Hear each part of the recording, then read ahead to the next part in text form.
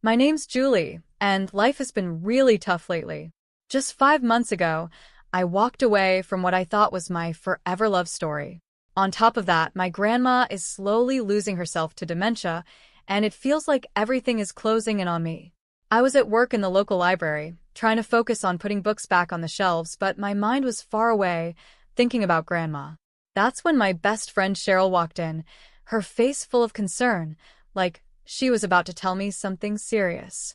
"Julie, you look terrible," Cheryl said bluntly, standing with her hands on her hips. "Thanks, Cheryl. You always know how to lift my spirits," I replied, my voice dripping with sarcasm. "No, seriously, Julie, this isn't good. You need someone to talk to, like a professional," she insisted, her gaze softening. I knew she was right. The sleepless nights and constant stress were wearing me down. So, I sighed and said, "Maybe you're right.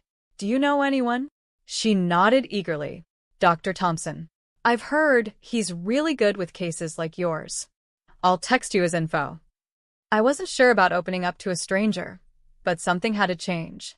The very next day, I found myself sitting in Dr. Thompson's office. It was a cozy room with soft lighting and way too many diplomas on the wall. He was older, maybe in his late 50s, and had a calm presence that made the room feel a little safer. "So, Julie, tell me what's been bothering you," he began, his voice calm and reassuring. "Where do I even start?" I thought. "It's everything," I said, managing to get the words out. "I left my fiancé, my grandma is sick, and I just feel stuck." Dr. Thompson nodded, writing something down. "It sounds like you've got a lot on your shoulders. Let's work through it together," he said. As the sessions went on, I found myself telling him things I hadn't even admitted to myself. He never judged, just listened and sometimes responded with a gentle, or "I see." It felt like I was finally letting go of years of bottled-up fear and sadness. One day, after a session, I left his office feeling lighter than I had in a long time. The sun was setting, casting a warm glow over everything, and I actually smiled, feeling a small flicker of hope. That night, as I was heating up some canned soup in my small apartment, my phone buzzed. It was a message from Dr. Thompson, reminding me about a follow-up appointment. I stared at the screen for a while. This guy was becoming my lifeline, and part of me hated how much I needed him. Days turned into weeks, and before I knew it, 3 years had gone by. When I first walked into Dr. Thompson's office, I finally felt like I could breathe again, without the weight on my chest. I even managed to laugh at a joke Cheryl made, and for the first time in a while, it felt real. During one of those lighter moments, my phone rang. The number was unknown, but I answered it anyway. "Hello, Julie, it's Dr. Thompson," the voice on the other end said. I was surprised. "Dr. Thompson? Is everything okay?" I asked, feeling a bit nervous. Yes, everything's fine," he reassured me. "I wanted to talk about your progress and maybe extend an invitation." "An invitation?" I repeated, now curious. "Yes," he continued. "I was thinking we could meet for coffee, outside the office. You've made a lot of progress, and I believe seeing things from a new perspective might help." I hesitated, biting my lip. This felt unfamiliar. "Isn't that against some kind of rule or something?" I finally asked. There was a brief pause. "Well, you're not my patient anymore. I just thought it would be nice to catch up in a more relaxed setting," he replied. Something in the way he spoke made me agree. "Okay, sure. Coffee sounds nice," I said, ignoring the nervous flutter in my stomach. We met at a local cafe the following Wednesday. It felt strange seeing him outside the office, dressed in jeans and a casual shirt. He seemed like a regular guy, almost different from the professional I was used to. "You look well, Julie," he said with a warm smile as he greeted me. "Thanks, Dr. Thompson. I'm feeling better, too," I replied, tucking a loose strand of hair behind my ear. "Please call me James." "We're not in the office now," he said with a light laugh. I nodded, feeling a bit awkward. "Okay, James." Surprisingly, the conversation flowed easily. We talked about all sorts of things. He shared how much he loved hiking and how he always wanted to visit the Grand Canyon. I told him about my new hobby, painting, something I had started as a way to cope. As we sipped our coffee, He leaned in a little, his eyes serious but kind. "Julie, I've watched you grow and overcome so much. You're incredibly strong, you know that," he said. I blushed, not used to such direct compliments. "Thanks. I guess I had a good therapist," I replied with a small smile. He chuckled. "Well, I can't take all the credit. You did the hard work." We kept talking, not even noticing as the cafe started to empty out. It was only when the waiter came to clean up that we realized how much time had passed. "Looks like it's time to go," I said with a smile. I felt a twinge of disappointment as I said goodbye. James stood up and offered his hand to help me. "Julie, I've enjoyed this more than I thought I would. Would you like to do this again? Maybe dinner next time?" I hesitated, feeling a mix of excitement and caution inside me. But when I looked into his kind eyes, I found myself nodding. "Yeah, dinner sounds great." Our dinners and casual meetups quickly grew into a full-blown romance. Before I knew it, James and I were inseparable. He was attentive, caring, and always there to help, especially with my grandma's situation. I thought I'd found the perfect person and that my life was finally turning around. But after the wedding, things started to change, or maybe I began to see his true self. It started small. He'd make comments about my friends like, "You're better off without them," or "They don't really care about you." At first, I brushed it off, thinking he was just being protective. But then it got worse. He became possessive, always needing to know where I was and who I was with. His control slowly took over every part of my life. He insisted that I quit my job, saying, "You don't need to work. I can take care of everything. Trust me, Julie." It wasn't about money for me. It was about freedom, having something that was mine. But still, I found myself agreeing, quitting my job, and becoming completely dependent on him. That had been his plan all along. Soon after, the isolation began. He'd check my phone, monitor my calls and texts. "Who are you talking to? Why are you laughing? Tell me," he'd demand, his eyes wild with a frightening intensity. "It's just Cheryl. You know her." I'd stutter, feeling like a child caught in a lie. "Cheryl, huh? She's no good for you. I don't want you talking to her anymore," he'd snap. It was crazy. I felt like I was losing my mind. One day, I couldn't take it anymore. I confronted him, my voice trembling but loud. "I can't do this, James. I can't live like you're my jailer. I need my life back."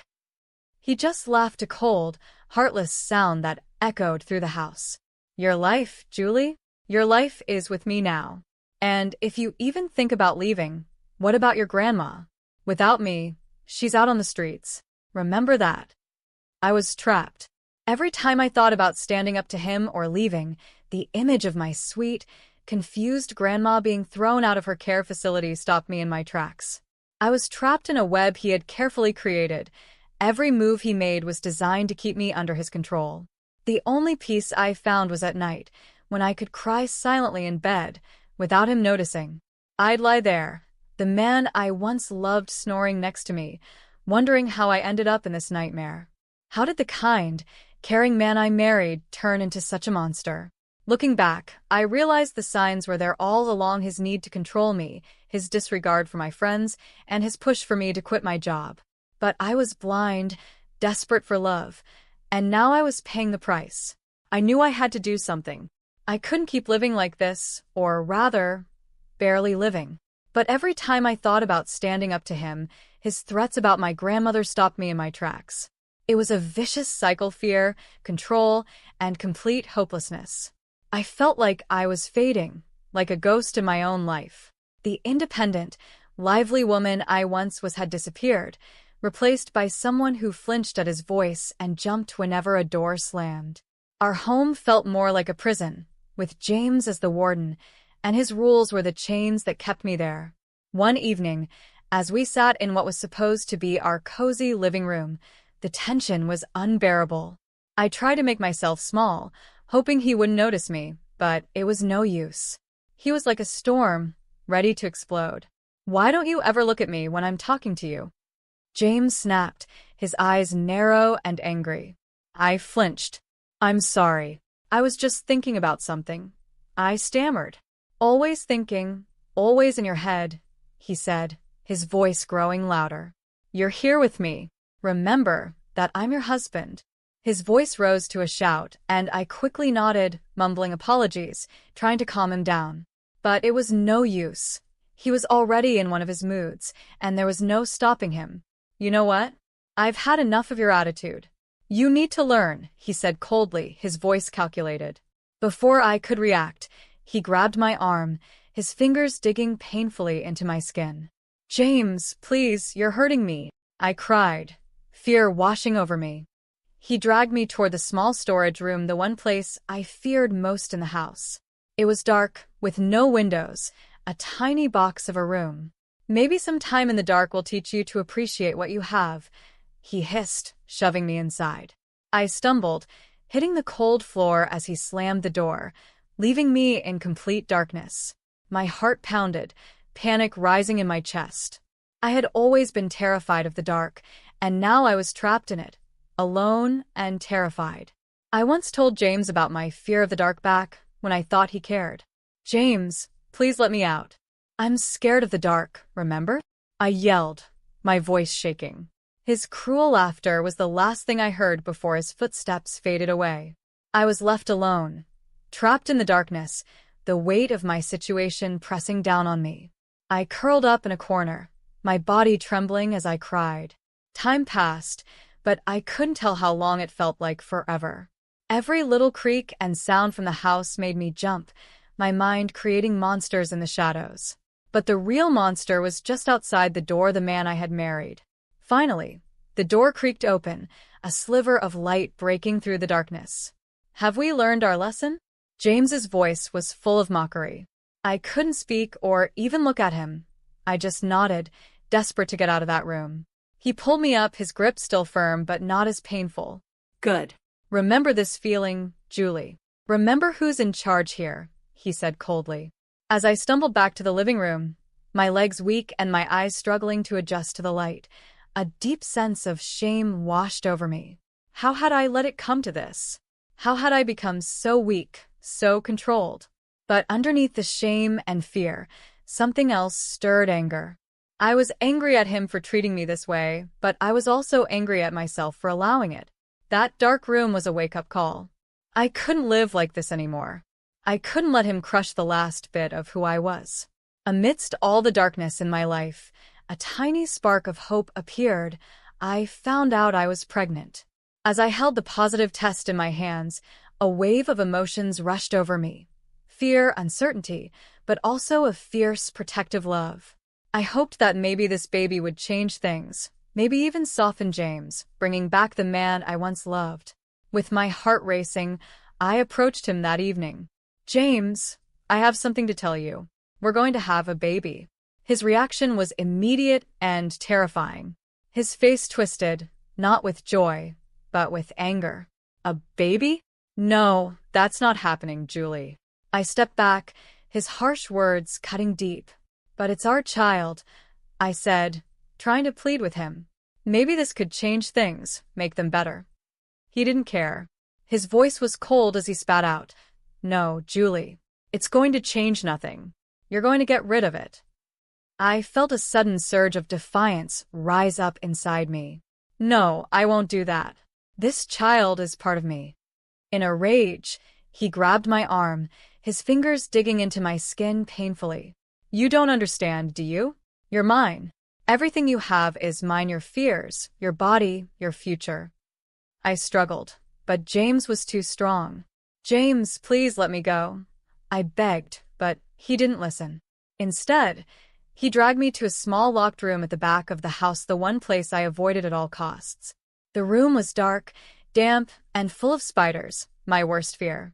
With a rough shove, he pushed me inside, and the door slammed shut behind me. The sound of the lock clicking felt like the end. My heart raced as I heard the spiders moving in the darkness. I was trapped, the tiny space closing in on me, and the terror of the spiders taking over. Let's see how long your maternal instincts last now, James taunted from the other side of the door. I screamed and pounded on the door, but it was no use. Hours passed in that dark, horrifying room, and my mind raced with fear for both myself and my unborn child. How could I bring a baby into this nightmare? Finally, the door opened, and James's silhouette appeared in the doorway, a smirk on his face. Well, have you thought it over? Are you ready to get rid of the problem now? I was weak, terrified, but still determined. Through my tears, I whispered, "No." That small act of defiance cost me. He left me there even longer, the spiders my only company. The last thing I remember was collapsing to the floor and fainting.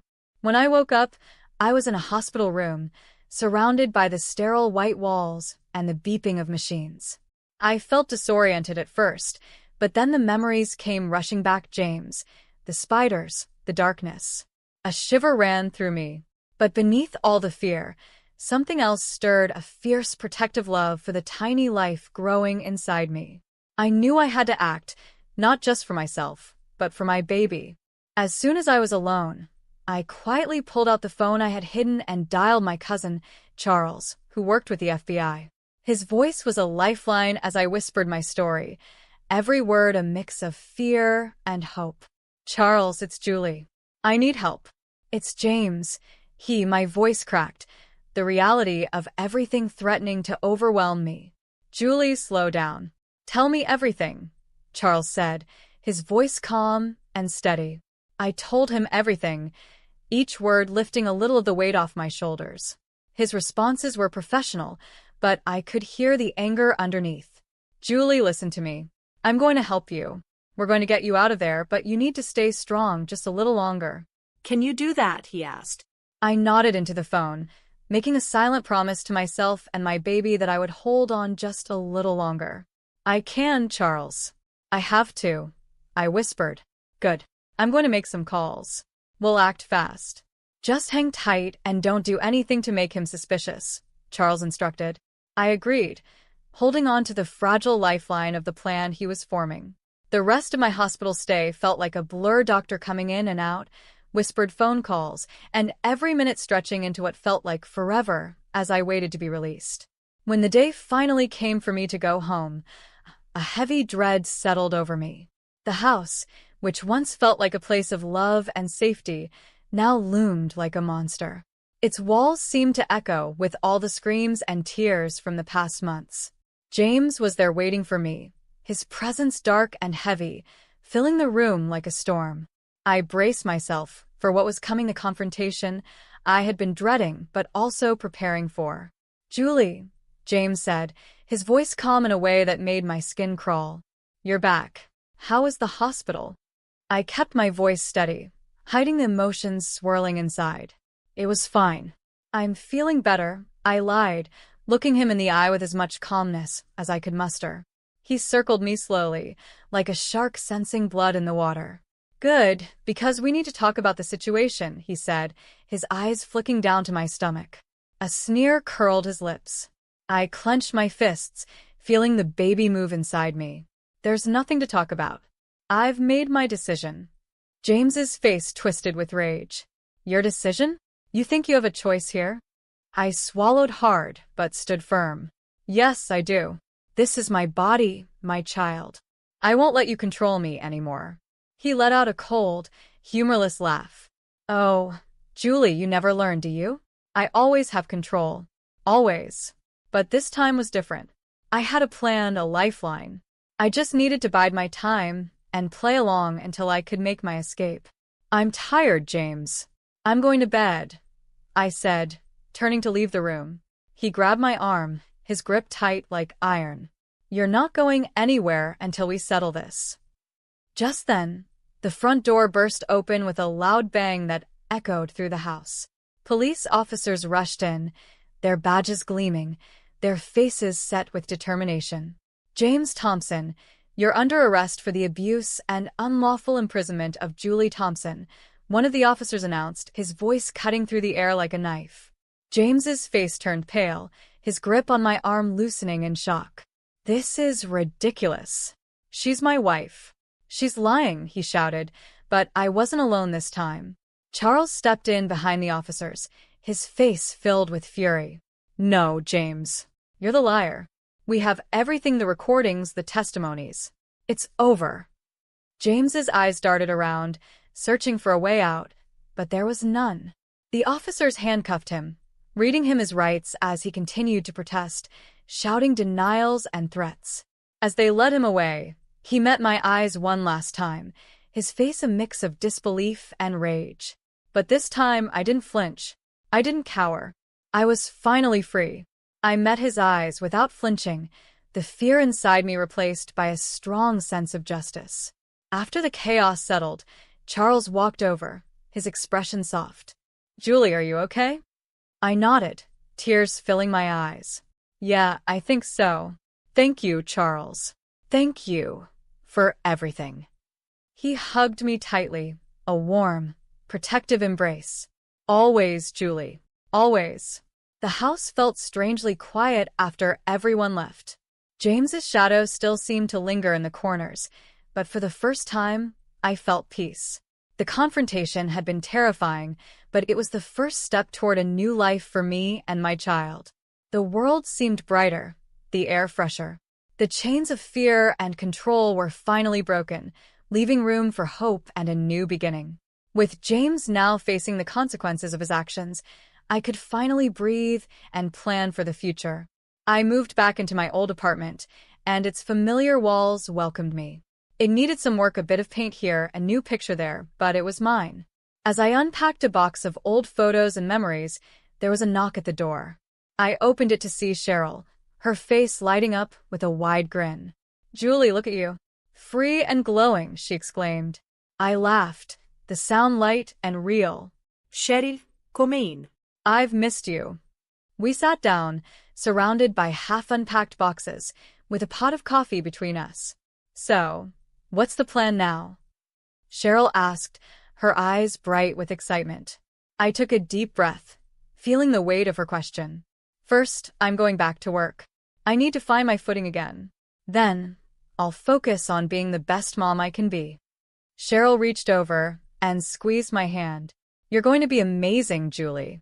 And if you need anything, you know I'm always here, right?" I nodded, the lump in my throat making it hard to speak.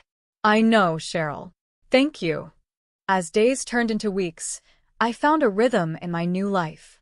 I returned to work at the library, where the books and quiet gave me comfort. My coworkers welcomed me back with open arms, their support reminding me that I wasn't alone.